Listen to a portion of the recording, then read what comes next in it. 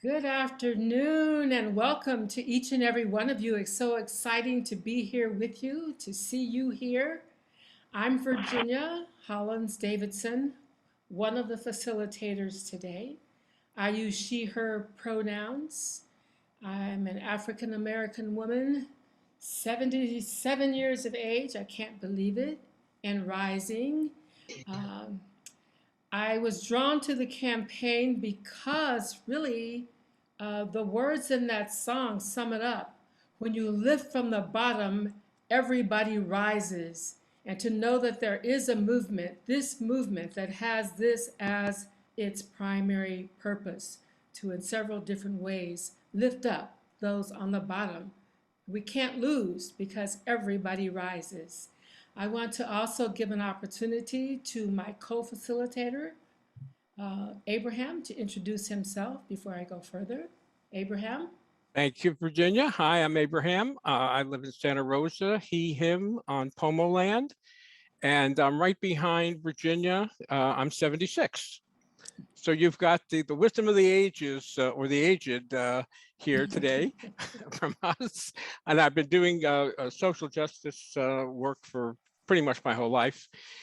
And I'm really drawn to the campaign, for so many reasons, but mainly because it recognizes the fusion that we're all in this together. All the different movements all come together at this moment in time, and we can do something about the way the world is, and also because of the great music that accompanies this campaign. And I hope to share a song at the end of the session as well. So stick around. The fun has just begun. Back to Virginia. Thank you, Abraham. We'd also like to acknowledge and give thanks to our tech team. We have Nell, Peg, and Reverend Rowan who are backing us up and making this possible today. Thank you all. And then a few comments for you. Please introduce yourself in the chat by sharing your name, your pronouns, and your location. I too am in Berkeley on Ohlone land. Closed captioning is available. Put questions and comments in the chat. And please stay on mute unless speaking to the group. Abraham's going to give you a few more instructions. Okay, thank you. So after the presentation, we're going to go into breakout groups.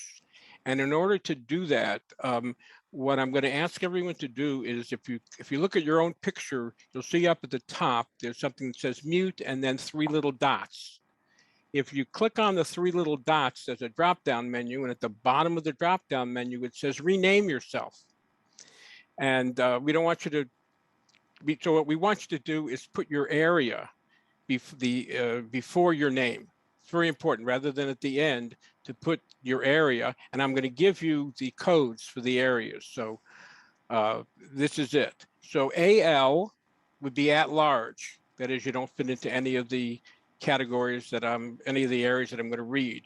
BA is Oakland Bay Area, Oakland, San Francisco Bay Area. CC is the Central Coast. IE is the Inland Empire. LA is LA. OC is Orange County. NE is the Northeast San Fernando Valley, which is its own region inside of LA. SD is San Diego, and ST is Sacramento. So again, we'll announce this quickly again before we go into the breakout rooms, but when you have a chance to do that, that's, if you look at my picture, and you'll see what it looks like with the BA in front. Okay. I'm going to go back to Virginia, I believe. All right, maybe we have the first slide for now. Thank you, Abraham. In this short presentation, we'll give a bit of history from the 1968 campaign, the 2017 call / 2018 launch of the Poor People's Campaign, a national call for moral revival, the structure of the campaign, some examples of how we take action, and information about how you can get involved. In 1967 and 68, Reverend Martin Luther King Jr., other civil rights leaders, and others came together to forge a campaign to bring national attention to the unjust economic conditions facing millions of people worldwide. In November 1967, Dr. King announced the Poor People's Campaign to challenge economic inequality, militarism, and poverty. He articulated a clear formula for how the poor can claim the power that resides within our communities to create a new and unsettling force. His vision emphasized the importance of respect for the poor and the need for poor Blacks, whites, Latinos, Asians, and Native Americans to unite. One of the things we do in the Poor People's Campaign is to describe the images, because we have people on the call who have low or no vision. So if you're wondering why I'm going to say that, the image is a Black woman with an "I Have a Dream" sign on the back of her raincoat, walking in the mud of Resurrection City. Next, an effort to revive a famous movement of the 1960s focused on reducing poverty, inequality, and tackling social justice. But with such a broad agenda, will it find enough support at this polarized time? We start with a look at the campaign that began 50 years ago. Shortly before his death in 1968, Dr. Martin Luther King Jr. expanded his civil rights campaign to include calls for economic justice. He called for an economic revolution that included protection and services for the poorest Americans. He would call it the Poor People's Campaign.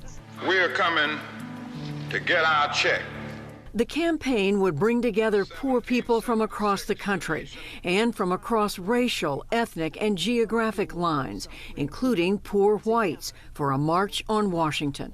Even if you have to bring a whole family, we are going to have in Washington facilities, and we're going to have food, and we are going to demand that the government do something about these conditions. The first step was to construct a shanty town called Resurrection City on the National Mall, housing thousands of participants in a form of nonviolent civil disobedience. Dr. King himself would never make it to the March on Washington. He died that spring.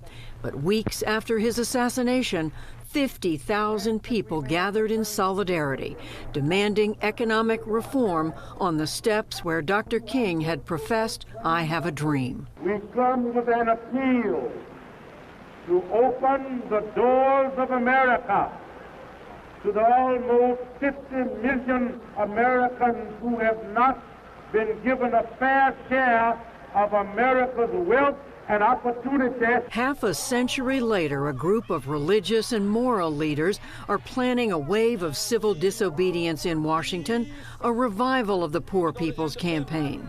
It is headed in part by the Reverend William Barber, who's the co-chair of the campaign. He led demonstrators at a rally in front of the U.S. Capitol this month, and he was arrested, alongside the Reverend Jesse Jackson, a key figure in the 1968 movement. I spoke with Reverend Barber recently when he was in Washington. Reverend William Barber, welcome to the NewsHour. Thank you very much for joining us. When the original Poor People's Campaign took place, it was 50 years ago. Dr. Martin Luther King was involved. After he was assassinated, it continued. But what is the connection between then and now? Well, thank you so much for having us. And on behalf of the campaign, the National Poor People's Campaign, National Call for Moral Revival, and my co-chair, Reverend Dr. Liz Theo Harris, let me say that the connection was, first of all, that it did continue, that people realized Dr. King was right. Racism, poverty, and militarism were interconnected. The connection today is we did a study, we commissioned a study with the Institute for Policy Studies and also had some help with Urban Institute, anecdotal and empirical data. And we did something called the Souls of Poor Folk, auditing America 50 years after the Poor People's Campaign. What did we find? Today, there are 140 million poor and low wealth people. Today, there are 250,000 people that die every year from low wealth. We have less voting rights today because of the gutting of the Voting Rights Act than we had in 1965. We have 62 million people who are working poor, who work for less than a living wage, and 14 million children who are in poverty. Those numbers are overwhelming. They are daunting. You're not proposing to do away with poverty, are you? We are saying that there are 5 interlocking injustices that America has to face because they continue to cause policy violence. That is systemic racism, particularly seen through the lens of voter suppression, where people use voter suppression to get elected, and then once they get elected, they pass policies that hurt the poor, mostly white women, children, and the working poor. Systemic poverty, ecological devastation, the war economy and militarism, and the false moral narrative of religious nationalism that says you don't have to address those issues. We are saying, yes, America is going to have to face these 5 interlocking injustices and change them. Why can't you work through the existing political system, work to elect political figures who agree with your agenda? Well, several reasons. Number one, we had 26 presidential debates in the last presidential election. On the Democrat and Republican side, not 1 hour was spent on poverty. Not 1 hour was spent on voter suppression and restoring the Voting Rights Act. Not 1 hour on the war economy and militarism. So if we're not even having the conversation, the first thing we have to change is the attention violence. We have an attention violence when it comes to poverty and the poor, and we must change that before you can change the agenda.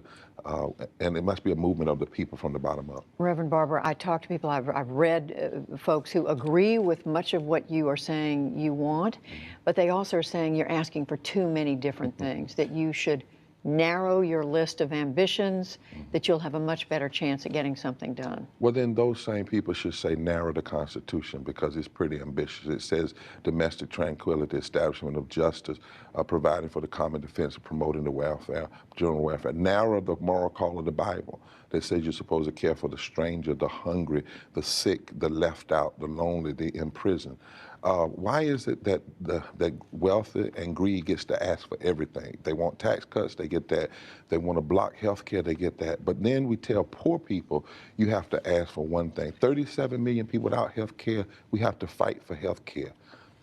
Millions of people without living wages. We can't just ask for one thing because they are systemically interlocking injustices. If there are so many who you define as poor in this country, why aren't we seeing more people rise up and make this argument? I mean, it's right now it's left to you and a relatively small group of people who are making this argument, having the march, having your demonstrations and so forth. Well, I don't know if I would say a relatively small group. We have organizing committees in 40 states. We have people who are organizing. In the last 2 weeks, we've had thousands of people attend, over nearly 2,000 people do civil disobedience, more than ever in the history of this country, simultaneously doing nonviolent moral fusion, civil disobedience. There is a rising, and so what we're doing is we're launching a movement. We're not ending a movement. We're launching a movement and calling people to action. Many people do not know how bad it is, and many people who are poor and low wealth have been broken and pushed down and ignored. But where we're going from West Virginia to Wisconsin, from Alabama to Alaska, we're finding that there are thousands of people who are saying it's time for us to stand up and refuse to be silent. You've said that the nation's problem is not that we don't have enough money. You said it's that we don't have the moral capacity to face what ails society. What did you mean by that? That when you look at our deepest moral framework of the Constitution and our deepest moral values of our religious tradition, we too often have a political conversation that talks about left versus right, military or middle class. That's too puny. It's too narrow. 43.5% of this country is poor and low wealth. People are dying. Even Joseph Stiglitz, the economist, said the America has to face the cost of inequality. What I'm saying is we can't just have a left-right argument anymore. We need to have a deeply moral argument that says this is not just about Democrats or Republicans. This is about America. What kind of democracy do we want to be? You cannot have a democracy continue to exist when 400 people make an average of $97,000 an hour and you lock people up who simply want 15 in the union. Does either political party come closer to your goals? Well, I think they can. I think they hit at it. I think, of course, the extremists who have taken over the Republican Party have just gone so far extreme. You know, they're more focused on tax cuts to the wealthy. They want to blame poor people for their problems.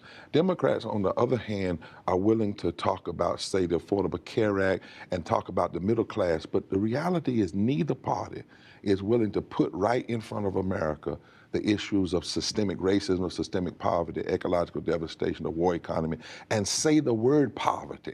It's almost as though we've tried to remove even saying the word poverty, when in fact the majority of the poor people in this country are white, women, children, working people, and the disabled.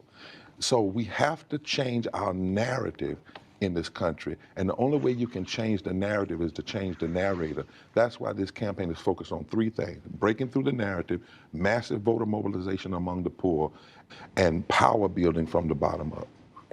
Reverend William Barber, the co-chair of the Poor People's Campaign in 2018. Thank you very much. Thank you so much. Thank you.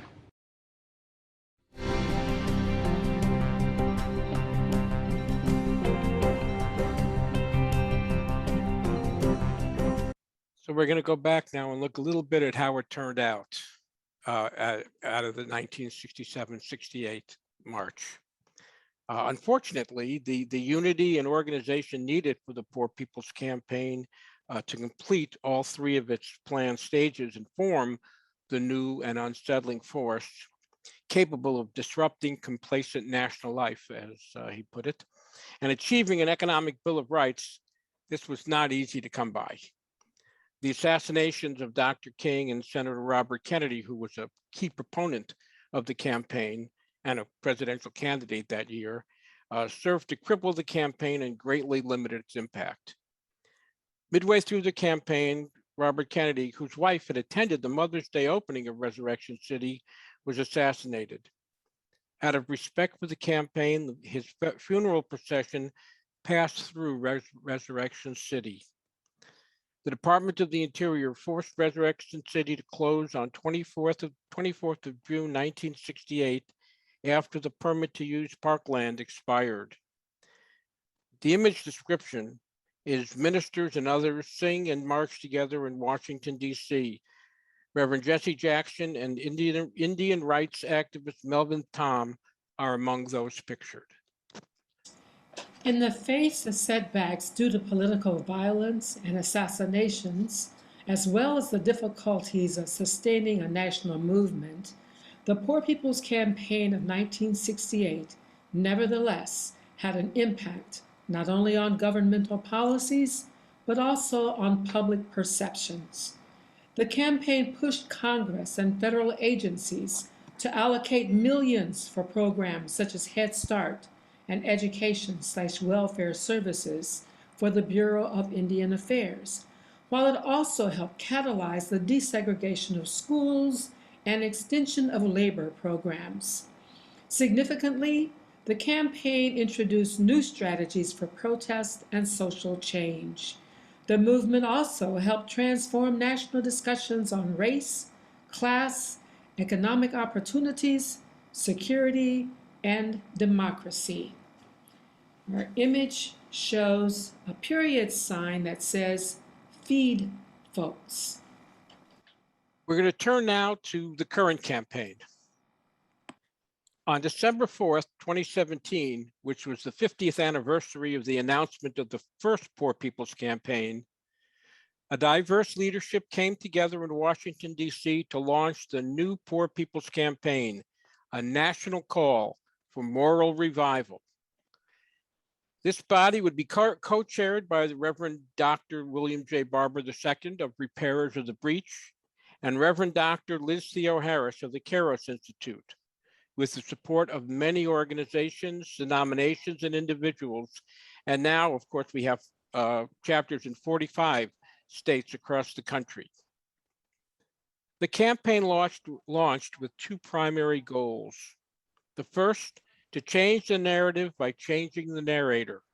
That means putting more focus on who and why people are poor and amplifying the voices of those most impacted by the systemic forces that keep people in poverty.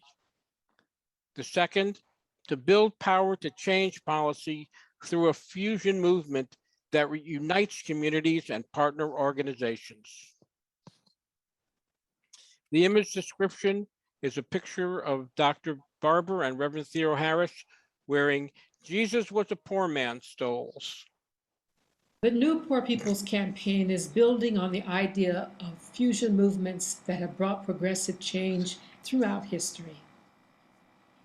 The Poor People's Campaign, a national call for moral revival, is an organism, not an organization. Lifts from the bottom, confronts the interlocking injustices of systemic racism, systemic poverty, the war economy, ecological devastation, and the distorted moral narrative of religious nationalism. Is a fusion movement. What does a fusion movement mean? It means recognizing the construct of race and racism used to keep us apart, building a broad, diverse coalition, intentionally diversifying the movement, engaging in indigenously led grassroots organizing, committing to nonviolent action, and resisting the one moment mentality. We are building a movement. In the chat, you will find excerpts from 14 Steps to Moral Fusion Organizing. This is a condensed version of the 12 fundamental principles of the Poor People's Campaign, which guide our work. And there's a link to that in the chat as well, of course. We read the full principles at many local meetings to ground ourselves in the work. They are worth studying if you want to get involved. And again, you can find the full description of the principles at the website, as well as through the chat. Also, please note the last principle on the list, embrace nonviolence, because it is particularly important for folks considering joining the campaign as a volunteer. Violent tactics or actions will not be tolerated, period. You will be asked to sign a covenant of nonviolence as part of the California Poor People's Campaign if you engage in any direct action event, such as sitting in at the Capitol in Sacramento. But the covenant of nonviolence is far more than a document to sign when you're engaging in direct action. It's really an ideal that is woven through all the principles of the campaign. We know that others will come and try to disrupt in our name, and we have to make it clear that that's not us, and that nonviolence is really a deep, it is the means by which we achieve the end of nonviolence, or we'd say the end of violence. And that has to be done through nonviolence. So that's the core principle. And if you look, the image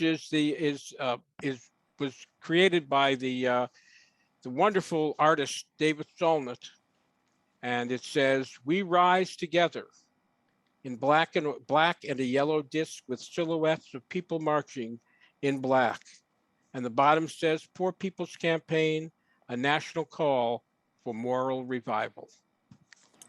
Given the United States population is estimated at slightly higher than 300 million, the fact that 140 million of our people are poor or low income means that more than 40% of the population lives in poverty. These statistics are pre-COVID and do not include the estimated 8 million who have fallen into poverty as a result of the pandemic. These statistics are drawn from the Supplemental Poverty Measure, an alternative approach to assessing poverty that differs from the official poverty measure, which is limited and outdated. When the official poverty measure is quoted publicly, it often does not reflect the full scale of poverty in this country. You can read more about how poverty is measured in the campaign's moral budget from the website. The link to the moral budget is in the chat. So a part of grassroots organizing is to go out, listen, and engage with people most affected by the policies that keep poor people down. The Poor People's Campaign has taken to bus tours to engage with our supporters and form state organizing committees. This obviously began pre-pandemic. The campaign's early tours brought together those drawn from all segments of the fusion movement. The 2019 tour highlighted the voices of the poor in hearings on homelessness, mass incarceration, and the criminalization of poverty. During the election year of 2020, the campaign led the mobilizing, organizing, registering, and educating tour, known as the MORE or MORE tour, to not only register voters, but also to mobilize new and existing campaign supporters to commit to its aims and policies. The national tour kicked off in June 2019 and was meant to be ongoing until May 2020. Our wonderful December 2019 tour stop in San Francisco was one of the last live events. Subsequently, 4 states had their tour stops canceled, but soon the campaign took to Facebook Live, YouTube Live, and Zoom, as you notice. Recordings of the Facebook Live feeds are available on the National Campaign's Facebook page. That's a beginning of how we were working. And the image is about 30 people with signs standing in front of a yellow school bus in Massachusetts. Bishop Barber emphasizes that we cannot make demands without data. The Poor People's Campaign has undertaken and continues to conduct extensive research to create accurate, current information about poverty and the poor. You'll find links to all of these studies and research documents on the campaign's website. The Souls of Poor Folk Moral Audit provided a data-driven analysis of the historical and empirical realities of poverty in the past 50 years since 1968. In the 7 sections of the moral budget, which was delivered to the Congressional Budget Committee in 2019, we look at policies and investments for 7 critical areas of the poor people's moral agenda. 1, democracy and equal protection under the law. 2nd, domestic tranquility. 3rd, peace and the common defense. 4, life and health. And 5th, the planet. 6, our future. And 7th, an equitable economy. In 2020, the campaign produced a report titled Unleashing the Power of Poor and Low-Income Americans. This report's findings support the campaign's analysis that organizing among the poor around an agenda that represents their concerns can fundamentally change the political map of this country and lead to policies that are just and representative for all Americans. Our image shows the logos of the Institute for Policy Studies, the Poor People's Campaign, the Kairos Center, and Repairs of the Breach, pictured across the bottom of the slide. Now we'll look at the campaign's structure. Because the Poor People's Campaign is a joint project of Repairers of the Breach and the Kairos Center, the staff from those nonprofits manage the national campaign, coordinating events, policies, and other activities. The campaign itself is all volunteer. And the image is a map of California showing the regions of the California Poor People's Campaign. Given California's size, we also have several regional steering committees in addition to the state coordinating committee.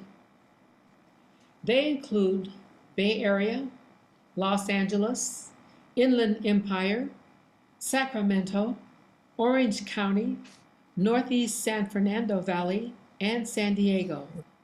The work to launch the new Central Coast region includes 3 counties, Santa Barbara, San Luis Obispo, and Ventura. Our image shows a map of California designating those regions. Our work is carried out by statewide and regional working groups. You can use the feedback form in the chat to get more information or get connected to statewide or working groups in your region. The image is of 3 photos of different actions that we've carried out. One tool for building the campaign is our statewide meetings, which everyone is invited to join.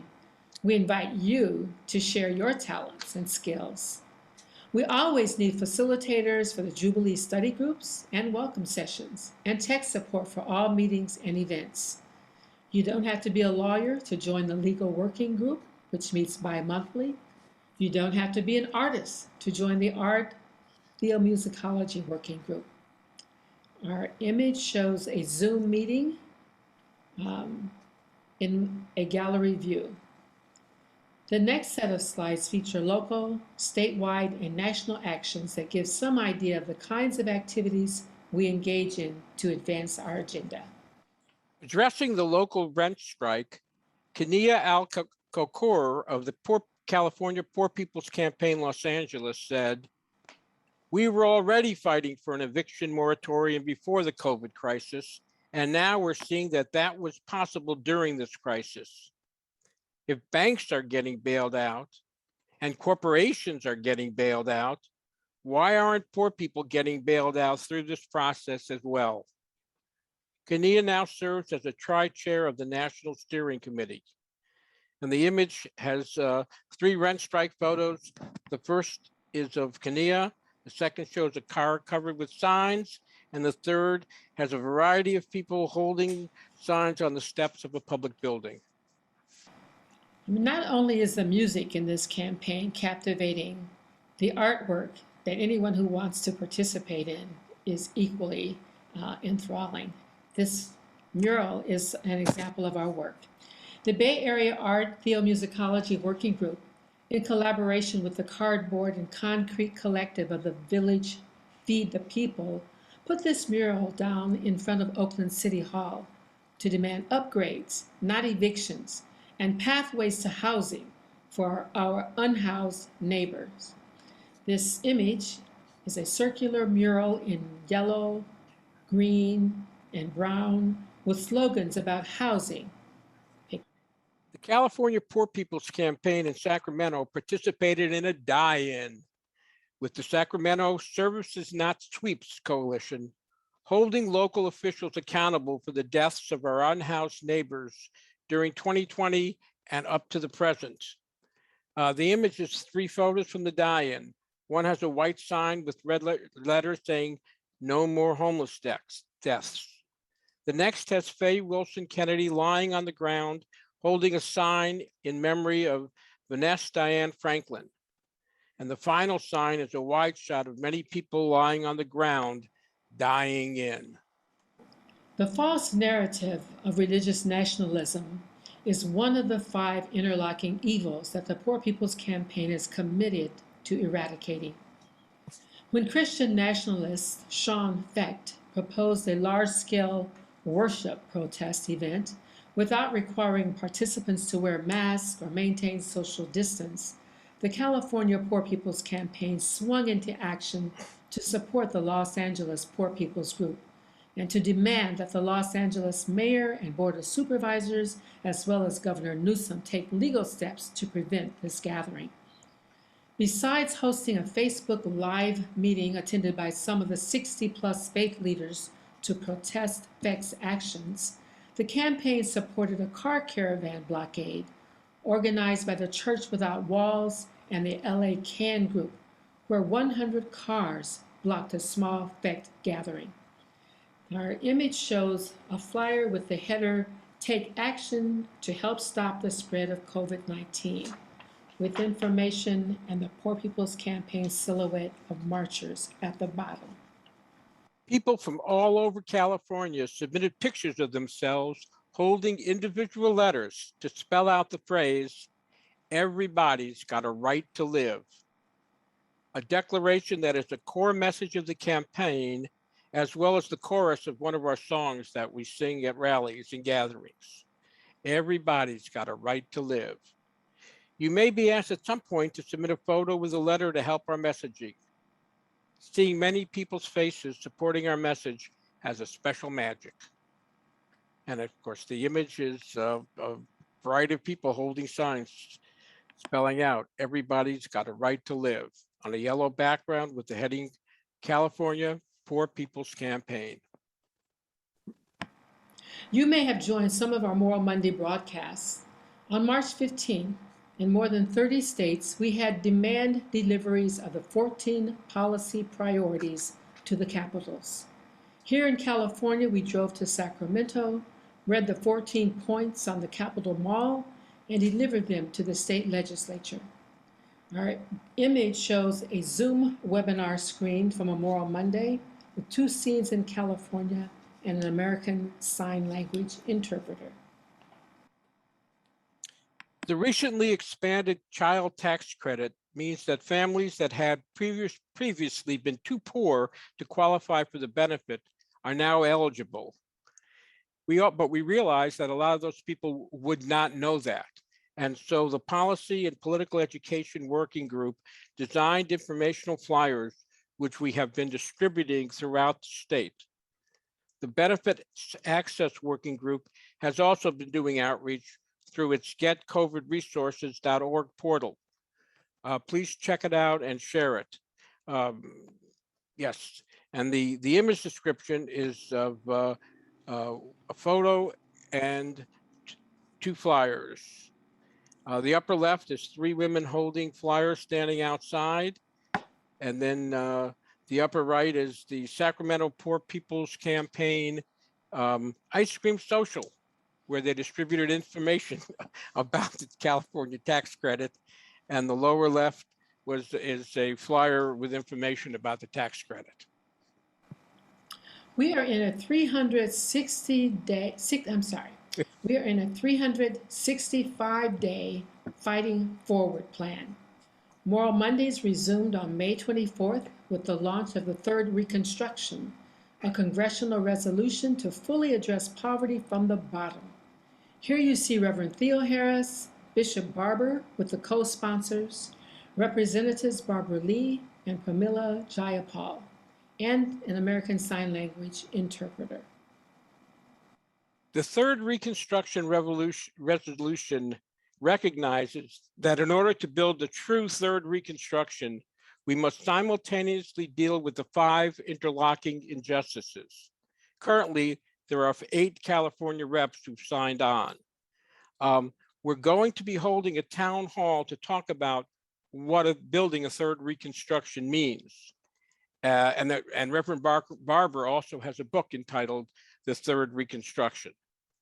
So there'll be information in the chat, but the workshop will be on Monday, next Monday, the 18th of October at 4:30 p.m. And the image description is 2 pictures. On the left, a group of 8 people with various banners and signs. On the right is a group of 4 people with a black man holding a microphone. Next up is a short video about our national organizing push for congressional representatives to sign on to the resolution.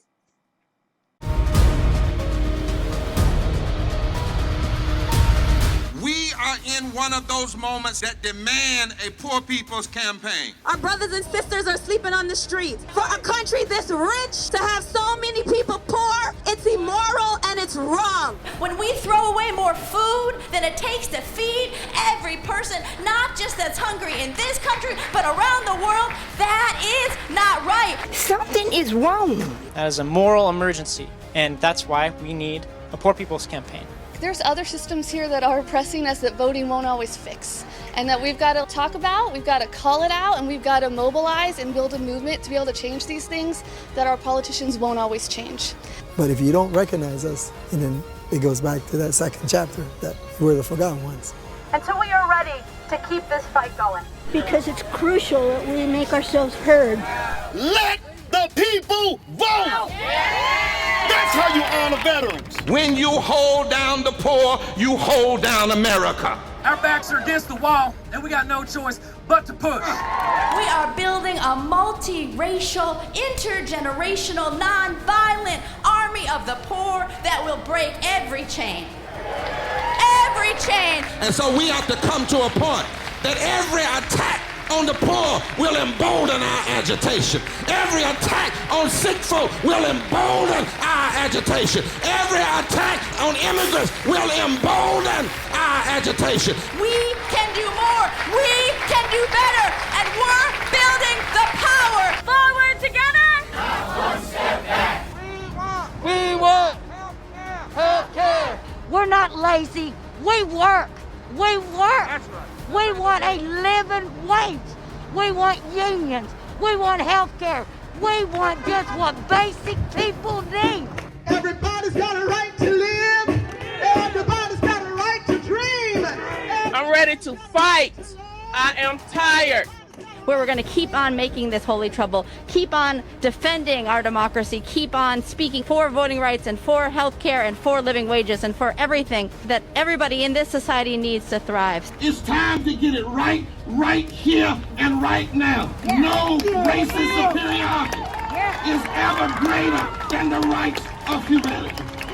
Our country now stands at a tipping point. We can realize a third Reconstruction to fully address poverty and low wages from the bottom up. We all must embrace this omnibus vision of third Reconstruction. No democracy can claim to be strong when 140 million people, or 43% of its people, are poor and low wealth. That's talking about 52% of children under 18, 39 million children. That's 41% of elders above 65, 21 million. That's 42.6% of men, that's 65 million. That's 45% of women, 74 million.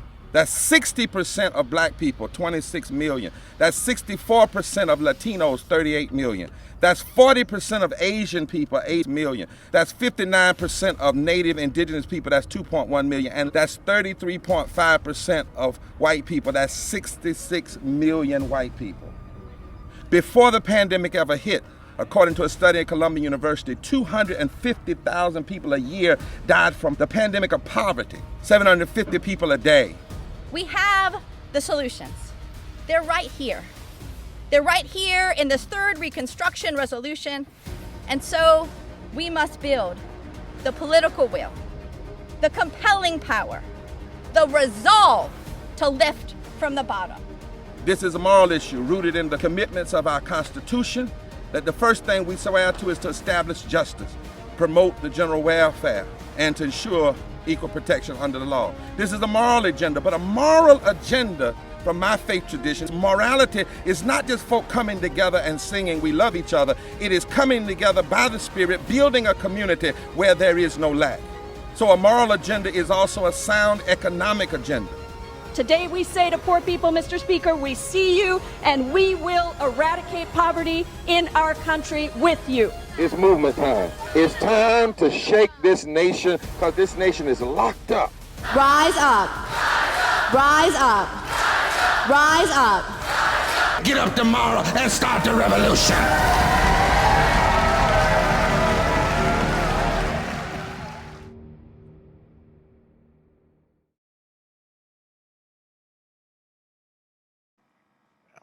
First, let me say amen. Amen too. Amen to Reverend Barber, and let's wake up and start a revolution.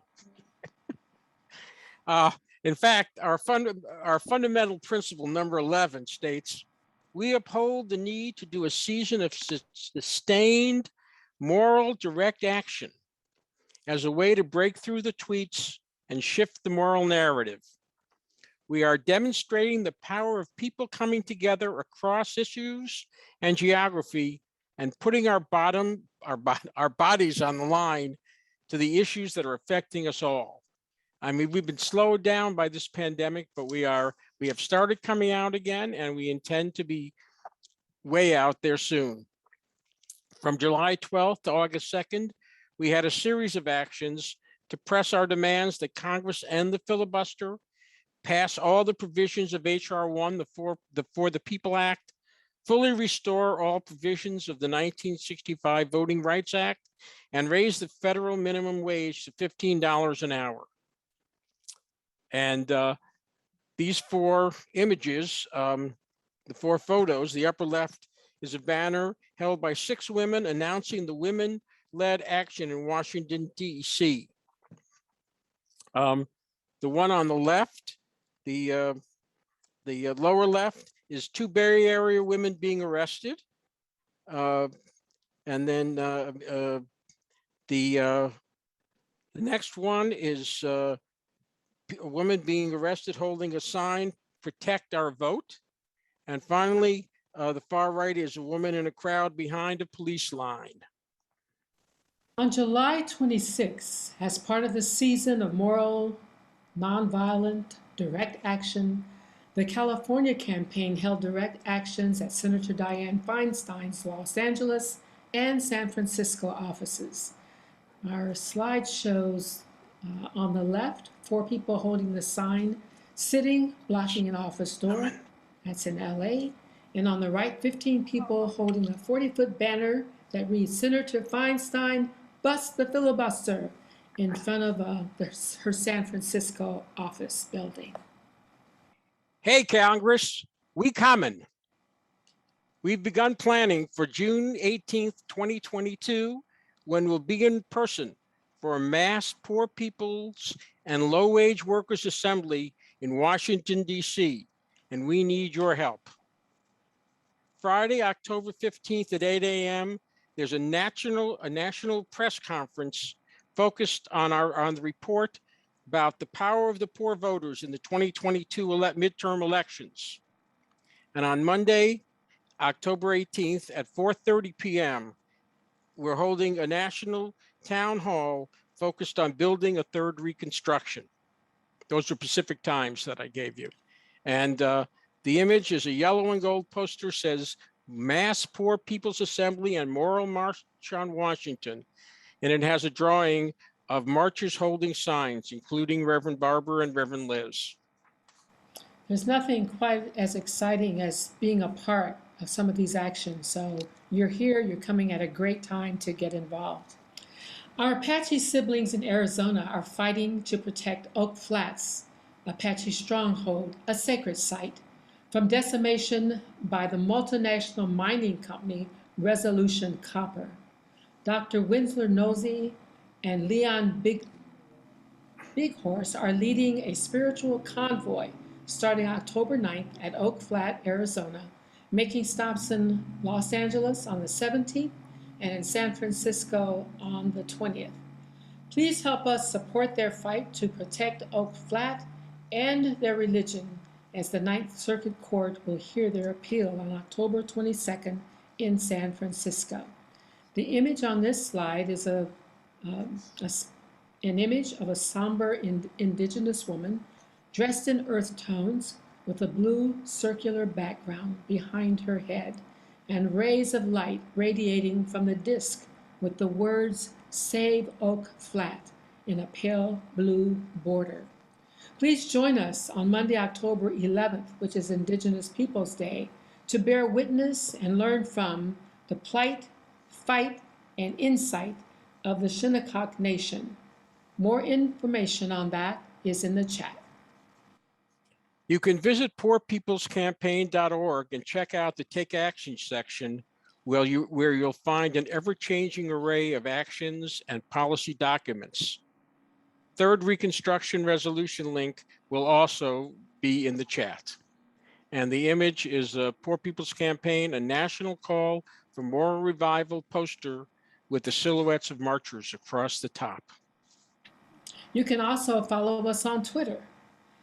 The image is of a young Black man with a megaphone in front of a march with a banner and many participants.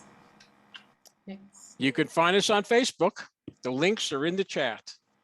And again, the image was created by David Solnit for the Jubilee Policy Platform, and it includes a needle and thread stitching together the nation with a moral resolution. At the bottom are tags with the 5 interlocking injustices and a pair of scissors.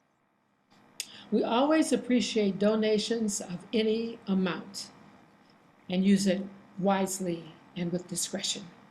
We'll drop in the chat the info to donate online or through our fiscal sponsor, E.T.I.N.A. Environmentalism through Inspiration and Nonviolent Action. Please check the chat for the link. To donate to the California Poor People's Campaign, make tax-deductible checks out to our fiscal sponsor at 2010 Linden Avenue, Venice, California, 90291, or go to www.atina.org/EA-PPC. That's CA. So next, you'll have time to meet others and discuss the presentation. The breakouts will last 20 minutes. Please introduce yourself, your name, your pronouns, and your location, and share one thought or reflection. Please ensure that everybody has time to speak. See you all back in 20 minutes. All right, welcome back. We're going to have a few minutes for you're giving a little feedback from your groups, but I also just want to thank you for attending, and I request that you please fill out the feedback form by clicking or copying the link from the chat. It includes space for you to say how you would like to be involved. And maybe you just want to start that as an exploration, visiting different activities to see what you like best. All right. Please share your answers to any of these questions from your groups. What are your reflections on the presentation? What was new, surprising? What did you want to know more about? What's next for you in the campaign? Well, I don't know how to raise my hand, but I can just start talking. Okay, we'll take that. Yeah, okay. That's one good way. Yeah, we spoke about a common, well, I'll just say what I said because I don't want to speak for other people, but I thought that it was a refreshing experience to see people, political movement that was so directly willing to speak in such plain language about poverty and to avoid, I actually kind of come from a Christian background myself, and one of the things I like about Christian love is the non-judgmental nature of it, and it doesn't loves and it doesn't ask a bunch of nosy questions. And I got that sense from the Poor People Campaign, which I liked. So that was something I said. Thank you. Okay, so Bob was brave. He's the first one. Who else is ready to venture out and share from their group or just from your own thoughts and experience? I'll go next because I'm a former publicist. I hate dead air. So great, Rachel. Like, oh, no, somebody say something, please, Lord. Normally I'm the first to go, which I guess kind of how we were in the group. But so hi everybody, I'm Rachel Newman. So I'm bi-coastal. I'm in DC as well as LA, and I shared with the group that a lot of people had encouraged me to get involved and check out the Poor People's Campaign. I've done stuff with my Congresswoman Eleanor Holmes Norton, and was involved with the Affordable Care Act on the Hill, and was, you know, somebody who had a different perspective. So she invited me to speak at town hall meetings and the such. And so it just, you know, life, I didn't get a chance. So I was like, oh, I'll check him out. And then right before the pandemic in February, he was the keynote at the Congressional Black Caucus called an emergency convening of faith leaders, social justice leaders, and union leaders. And we were actually in the Capitol the night of the State of the Union, which I didn't know. And he spoke, and I was like, oh, I'm on it. I was like, oh, that's one and done. Who do I call? Where do I sign up? Who's doing stuff? And so I've participated in COVID safe marshaling. I've shared with the group. I've done the car caravans on McConnell's house and stuff. And so I'm just like this is what this should look like. It shouldn't be about party and about all the little silly things that people get so focused on. It really needs to be about making a better world, not just for the future, but for ourselves, because we're messing it up at a rapid pace and those before us. And so I like the fact that it's like, and everybody wants to thrive. Everybody wants their kids to have a good school. to be able to go home and pay their bills and just kind of, nobody wants to be in some of the positions that we often find ourselves in this country. And so I think that and the Poor People's Campaign, from what I've seen, is one of the only organizations that's also like, we're not going to just take it in little bits and pieces. Like, and the video touched on that, and it's true. When I've read bills on the Hill and whatnot, there's a lot of stuff in there. The military gets a lot of money to do whatever they need to do, however they need to do it. But God forbid somebody fix the educational system and people have to come out of pocket. So I'm happy to be here. I'm excited to be here. Talk to Nell a little bit as well. And so I know when I'm in LA, I went to college at USC and recently came back out, and I'll be relocating to LA in the coming months. And so, that's all I wanted to share. I'm happy to be here, and I'm glad everybody's participating. Like, the bigger the movement grows, the more noise we can make. Thanks, Rachel. We're glad to have you here. Welcome. All right, maybe you have time for one more. Who's just eager to get something out? One more. I'll go. Okay, Vicki. Okay, I'm Vicki. Yeah, I just, the one thing I like, just a really quickie thing, is that a lot of groups start out a certain way, and then the next year, you check in with them or you're working with them, and they don't even live up to their little creed or their, who we are type little message, and they change, to I don't know why they do, but I've seen with the Poor People's Campaign, they hold true to with their core, what they believe in, because I've been kind of keeping up with them over time, and that's what's very impressive to me. That's all I got. Thank you. Thank you so much. All right, thank you all for coming. We look forward to seeing you in one of our groups or the other. And I'm going to turn it over to Abraham, who's going to, oh, Nell, you have something? I do. I wanted to share this information. We mentioned that the Apache Stronghold fight is coming to California. And in fact, we are doing a lot of organizing in the Bay Area.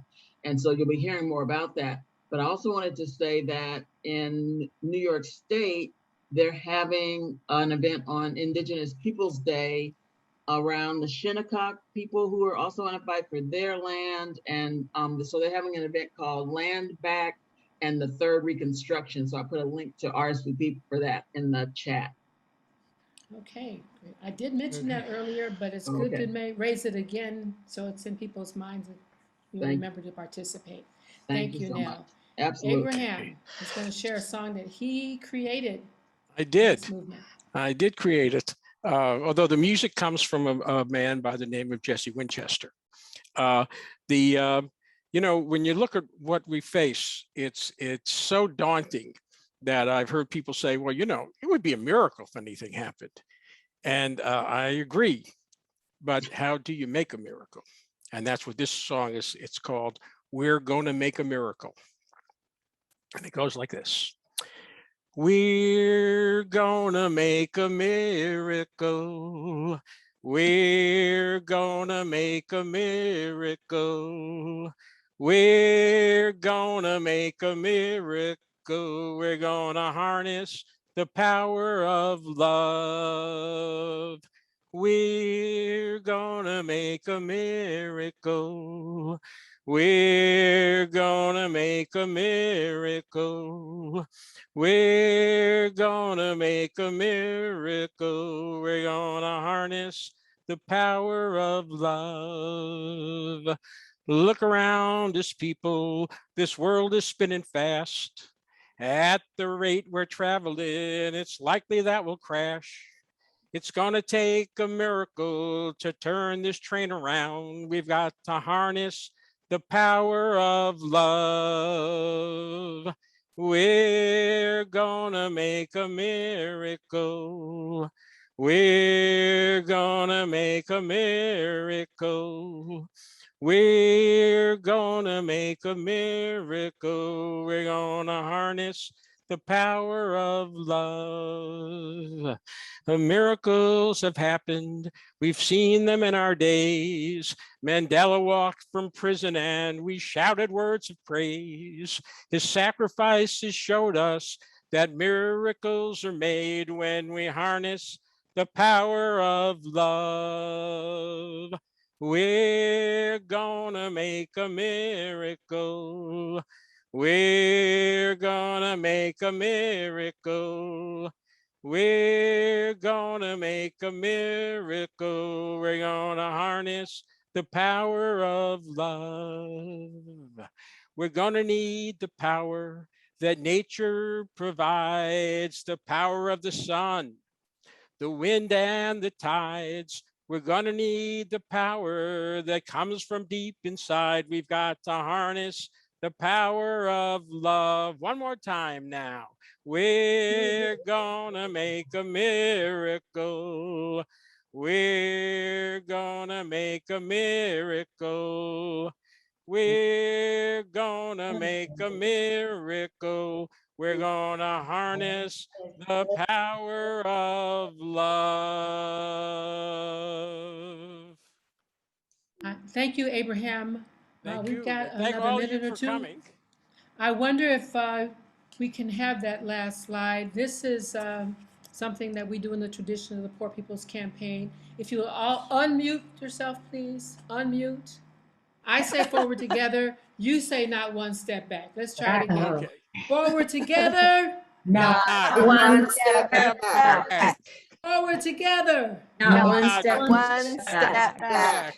Forward together. Not one step step back. Yay. Thank you for being Thank you here. all. Thank you. Thank you. Thank you.